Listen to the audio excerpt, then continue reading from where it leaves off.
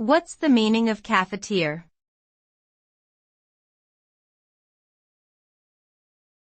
Cafetière.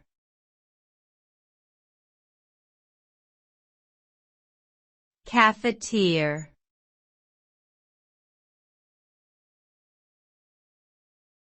Cafetière.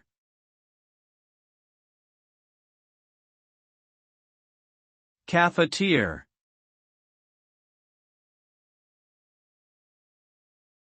Cafetière is a French word that refers to a type of coffee maker commonly used in Europe.